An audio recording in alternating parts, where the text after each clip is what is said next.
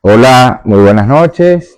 Bueno, muchas gracias por estar acá. La verdad que estamos muy contentos después de haber pasado un fin de semana en el encuentro número 17 del Payubre. La verdad que felicitarlos nuevamente a los organizadores, especialmente aquí a la presidente de la Biblioteca San Martín, la doctora Marambio, y a nuestro querido amigo, el gestor cultural Tito López, quien son los que llevan adelante estos encuentros con un nivel y una categoría que realmente nos regocijan, nos alientan a que, bueno, se sigan realizando este tipo de encuentros.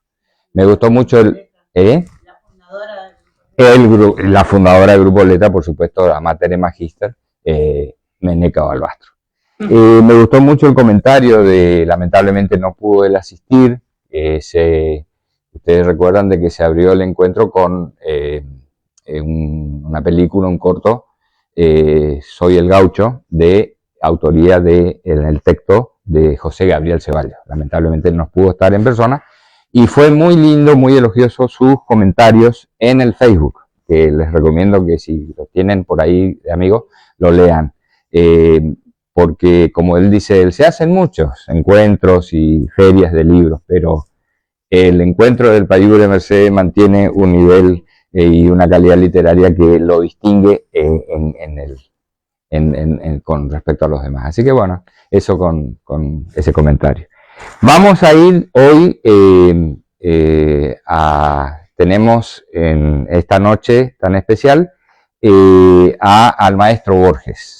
Hoy Borges, buenas noches, vamos a leer un cuento de él.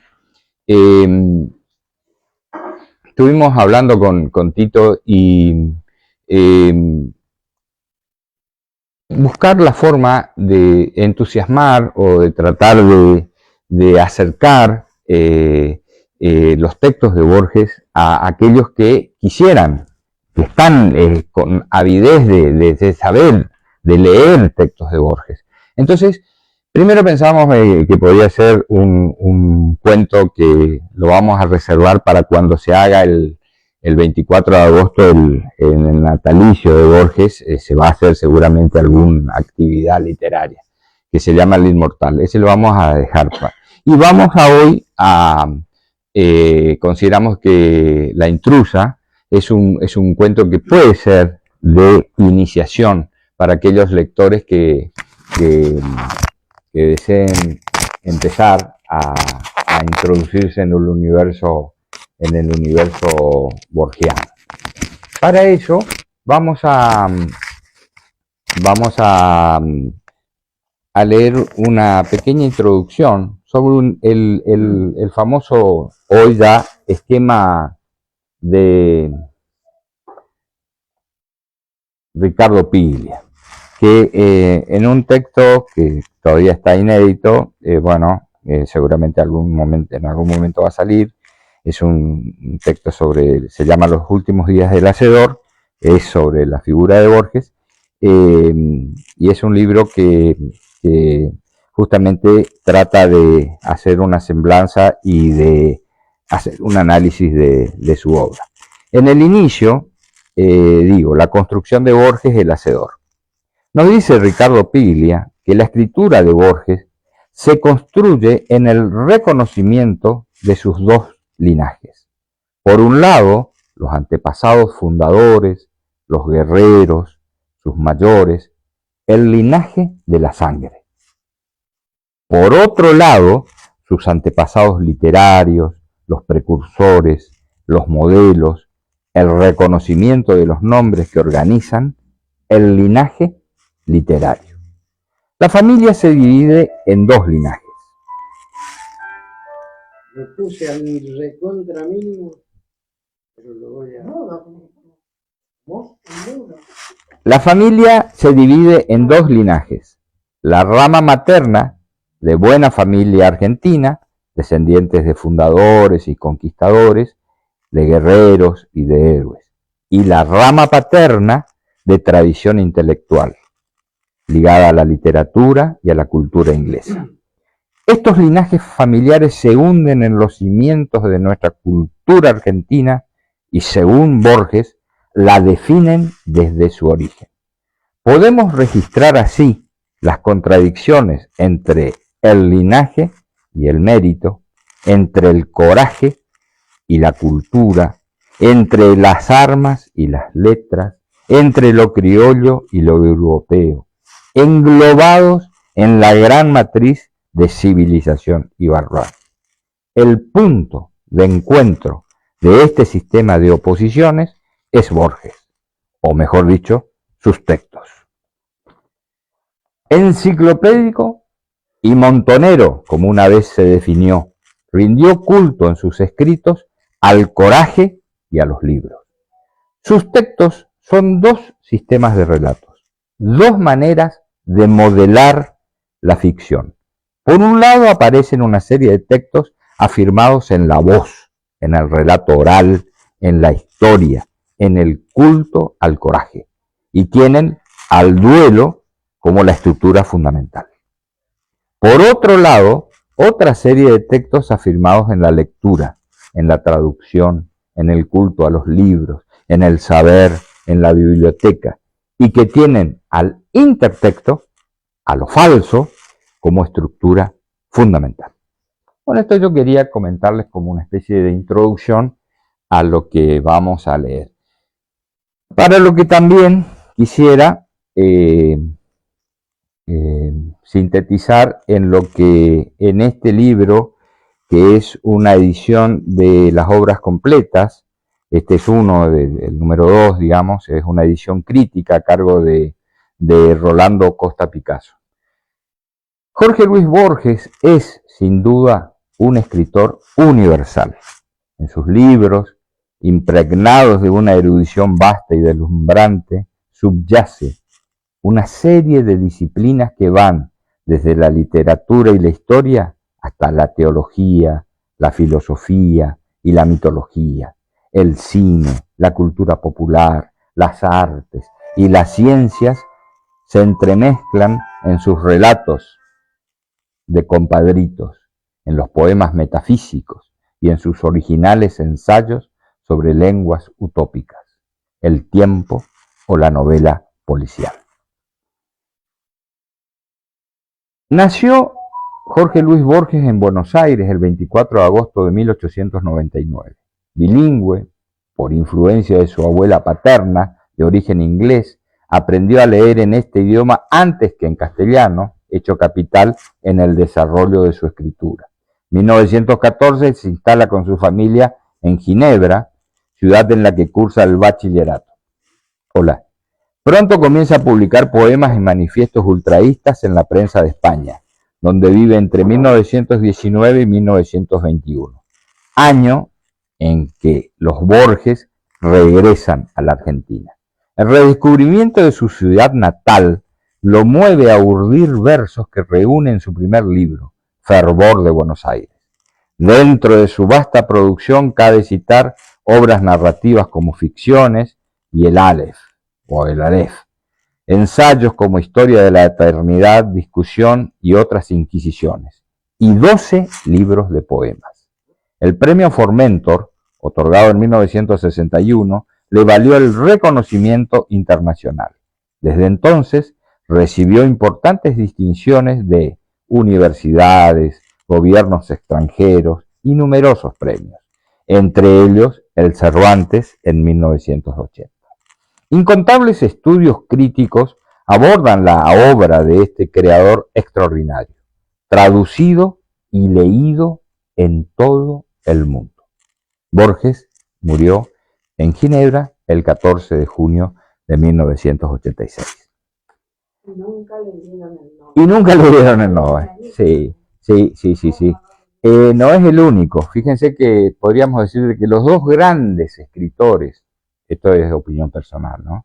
Los dos grandes escritores del siglo XX, me estoy refiriendo a Kafka en la primera mitad del siglo XX y a Borges en la segunda mitad del siglo XX, no recibieron el Nobel.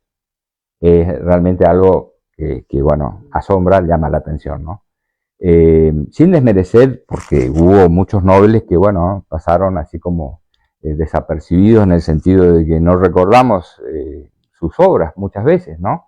Y sin embargo estos dos grandes, y sobre todo grandes es cuando logran instalar un calificativo que identifica a su literatura. Por ejemplo, cuando uno dice lo kafkiano, uno sabe a qué se está refiriendo. Cuando uno dice lo borgiano, también sabe a lo que se está refiriendo. Es decir, a los laberintos, a esas situaciones totalmente inesperadas, en el caso de Kafka, a esas esperas infinitas, lo kafkiano. Es decir, estamos hablando de dos realmente grandes de la literatura universal. Pero bueno, no nos vamos a detener más en los comentarios y vamos a ir directamente a nuestro cuento de hoy, que se denomina La intrusa. Tiene un epígrafe que en este caso Borges no lo desarrolla, simplemente pone la cita del epígrafe, o sea que tendremos que ir a, digamos, como esta es una obra crítica comentada, lo tiene al final y se lo voy a leer. El epígrafe dice: siento dolor por ti, oh hermano mío, Jonathan. Has sido amable para mí sobremanera. Tu amor ha sido maravilloso, sobrepasando el amor de las mujeres. La intrusa. Dicen, lo cual es improbable, que la historia fue referida por Eduardo, el menor de los Nelson, en el velorio de Cristian, el mayor, que falleció de muerte natural hacia 1890 y tantos, en el partido de Morón. Lo cierto es que alguien la oyó de alguien en el decurso de esa larga noche perdida entre mate y mate, y la repitió a Santiago Dabove, por quien la supe. Años después volvieron a contármela en Turdera, donde había acontecido. La segunda versión, algo más prolija, confirmaba en suma la de Santiago, con las pequeñas variaciones y divergencias que son del caso. La escribo ahora porque en ella se cifra, si no me engaño, un breve y trágico cristal de la índole de los orilleros antiguos.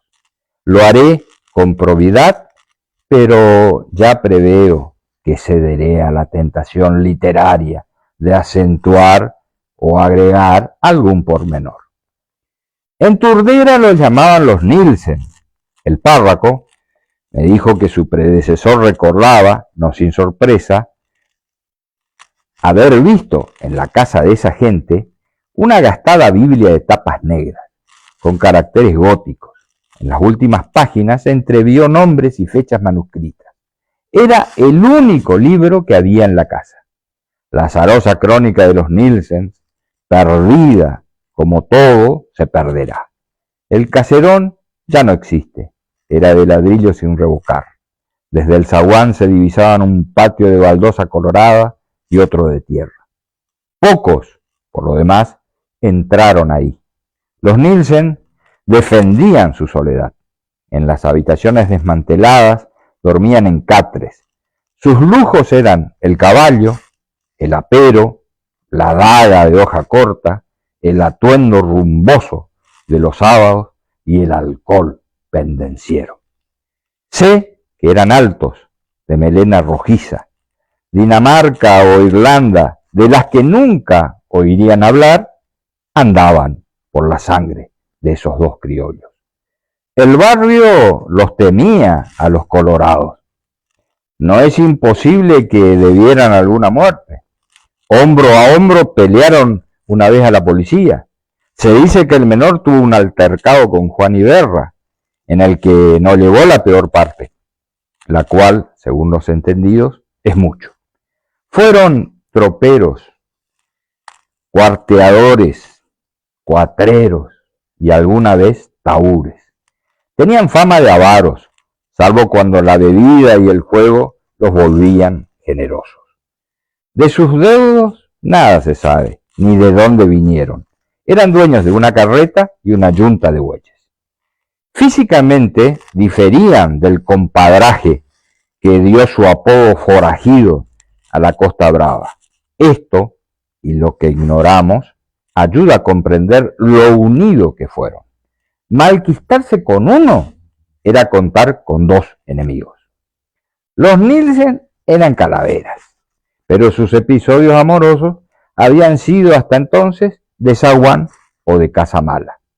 No faltaron, pues, comentarios cuando Cristian llevó a vivir con él a Juliana Burgos.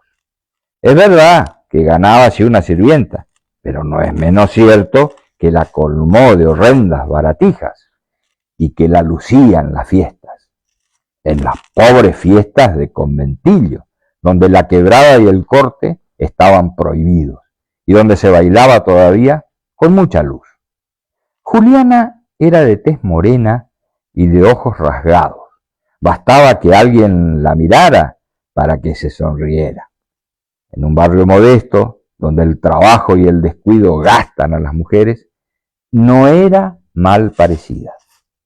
Eduardo los acompañaba al principio. Después emprendió un viaje a Arrecifes, por no sé qué negocio. A su vuelta, llegó a la casa una muchacha que había levantado por el camino, y a los pocos días la echó.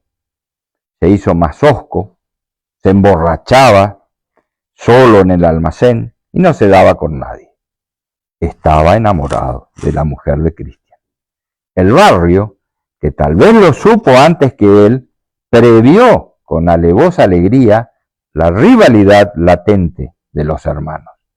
Una noche, al volver tarde de la esquina, Eduardo vio el oscuro de Cristian atado al palenque.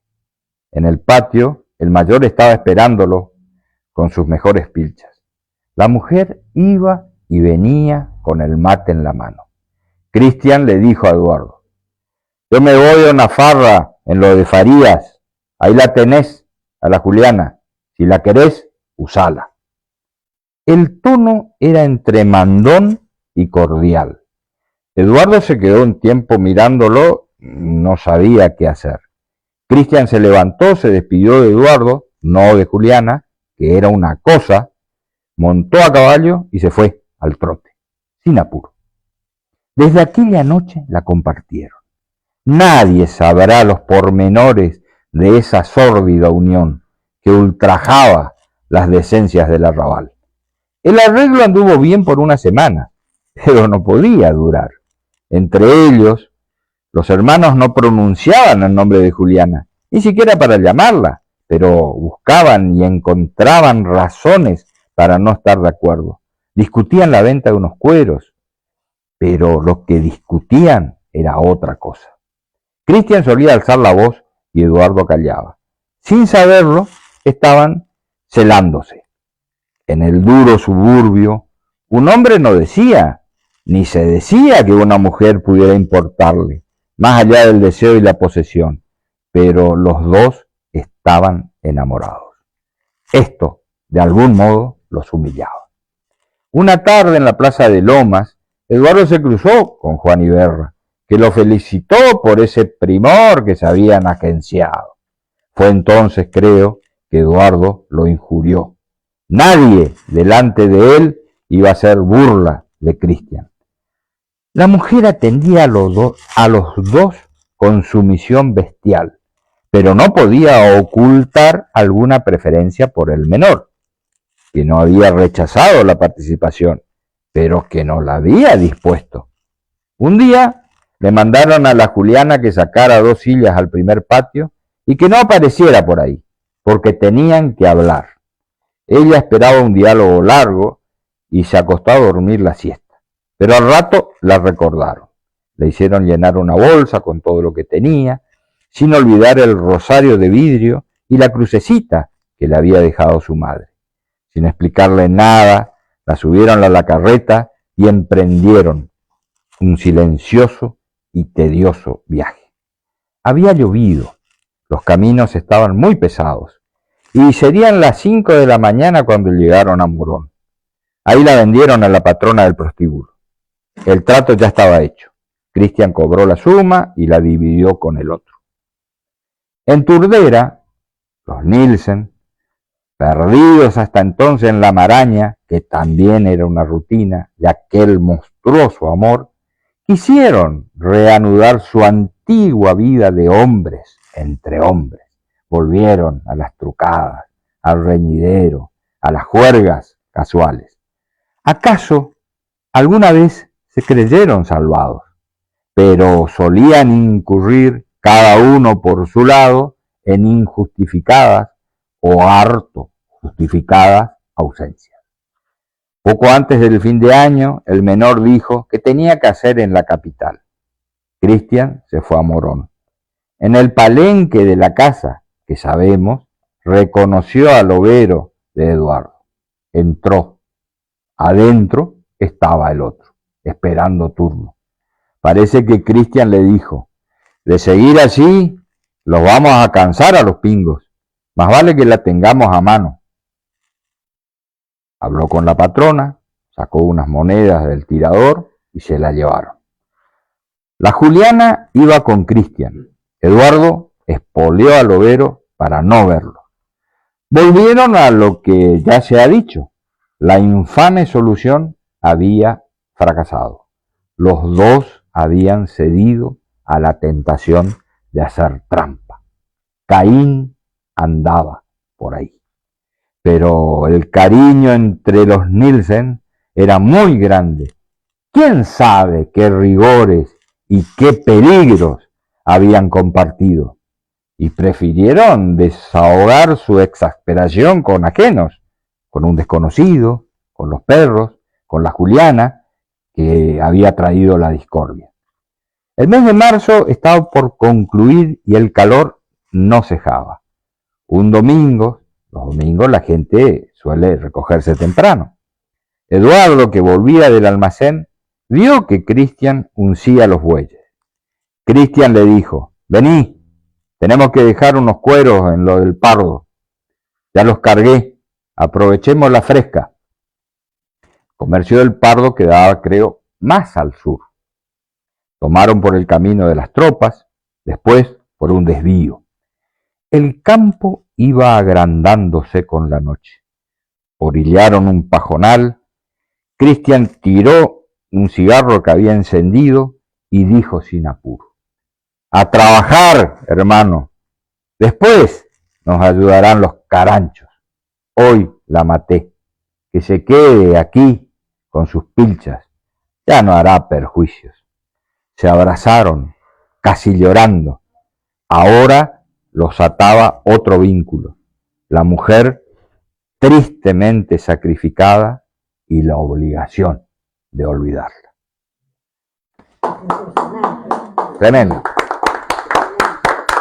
Para mí es uno de los cuentos emblemáticos de Borges, donde permite, que ya es un clásico, varios niveles o varios abordajes de lectura, de interpretación. El primer abordaje es literal, digamos, es específicamente el que podemos hacer del cuento, ¿no es cierto? La historia esta monstruosa, como dice, de esta relación entre estos dos hermanos, donde a diferencia de lo que cuenta en su libro sobre las milongas, donde dos hermanos, porque uno debía más muertes que el otro, el hermano, el mayor, lo mata al menor. Aquí la relación digamos que se exalta o se prioriza la relación, la fraternidad que existe entre los hermanos, ¿no? Y no, ni siquiera la mujer, la joven, tiene la posibilidad de tener una elección con respecto a alguno de ellos. El cuento tiene una contundencia y tiene una potencia en cuanto a su crueldad, sin ser descriptivo en la modalidad, en los detalles, en lo que, haciendo así como un espejo invertido, digamos, de lo que ocurre con la novela de Gutiérrez, ¿no es cierto?, en Juan Moreira. Ustedes han de recordar que cuando Juan Moreira lo mata, su primer a Sardetti, que es el prestamista, bueno, Gutiérrez describe 14 cuchillazos y demás. Acá no hay absolutamente nada, pero es tan fuerte la forma en que nos cuenta a trabajar, hermano, hoy la maté. Bueno, es tremendo. Entonces, un cuento que realmente en esta primera lectura, que si nos focalizamos solamente en los cuentos, para mí es emblemático. Es emblemático no solamente por el hecho de lo que comentábamos al comienzo, que Borges hace en el esquema Piglia 2 series de textos, la serie del culto al coraje y la serie del culto a los libros. Este es un emblemático de la serie del culto al coraje, ¿no es cierto? Donde sitúa, habitualmente sus cuentos de cuchilleros están situados siempre en 1890, más o menos. Nunca se saben y no se tienen muchas precisiones. Fíjense que más es lo que se desconoce de los Nielsen de lo que sabemos, más allá de que eran hermanos y que vivían en Turdera, y que eran, por supuesto, unos cuatreros, unos taúres, como dice él, unos orilleros, digamos. Que ese es otro de los lugares predilectos de Borges para ubicar a sus personajes, digamos, en esta serie del cuento, ¿no? Así que creo que esa es la primera lectura que podríamos decir, así como podríamos decir literal, el primer abordaje que podríamos decir específico del cuento. El segundo ya podríamos decir es alegórico, porque nos podría remitir a la relación que tiene Borges con su madre. La intrusa se podría estar refiriendo a todas las novias que Borges pretendió tener y que en esa relación fraterna, porque era una relación de sangre, qué rigores y qué tantos problemas habrán tenido en esa relación, ya muerto el padre de Borges en el 38, entre esa madre y cuántas situaciones tan terribles habrán vivido, seguramente de carencia económica o de otra índole, ¿no es cierto? Y también por otro lado personal, porque Borges se estaba quedando ciego y ya necesitaba cada vez más del apoyo de su madre. Entonces era una relación podríamos decir, de intercambio de servicios, en el sentido de que Borges necesitaba apoyarse porque dictaba a su madre sus textos y a la vez su madre se ilustraba a la vez con este fuera de serie que era un genio, ¿no es cierto? Un erudito, digamos, ¿no? Así que, pero cuenta la leyenda literaria que estaba terminando su cuento, que él lo escribe, según cuenta Estela Canto, más o menos alrededor de 1953. O sea que, si bien el cuento aparece en un libro que se llama El Informe de Brody en 1970, él ya lo tenía el manuscrito, ya lo tenía en la década del 50. De hecho, todavía en esa época estaba finalizando su relación con Estela Canto.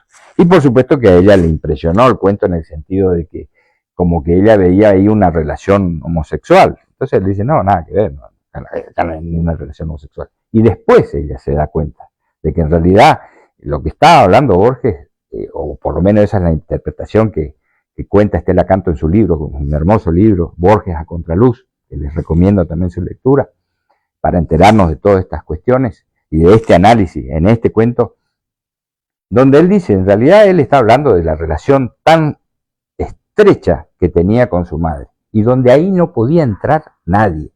Entonces ahí se podría entender este nombre de la intrusa.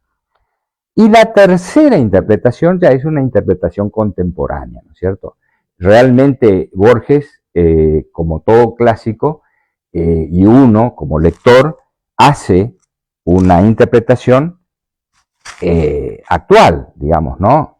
Días pasados asistimos en las noticias al último femicidio, ¿no? Acá nos dice, hay un asesinato, hay una muerte de una mujer que era una cosa, porque eso también es es algo muy interesante, que hay que destacarlo, digamos, ¿no? En toda esta serie de femicidios, el patrón es que la mujer está reducida a un objeto, a una cosa. Es algo que le pertenece a alguien o no le pertenece a nadie, no es un sujeto, no es una persona. Entonces con eso se puede hacer cualquier cosa, hasta matarla. Entonces creo que esa es la tercera, digamos, lectura contemporánea que permite. Bueno, Borges ya estaba ciego, entonces le dicta a su madre.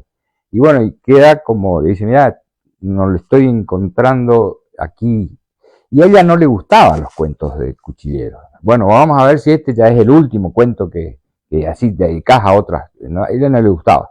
Pero cuando su hijo le dice, a ver si le da una mano con el final, dice, déjame pensar Y después dice Borges, con una voz, como si fuera el personaje, le dice, ya tengo el final.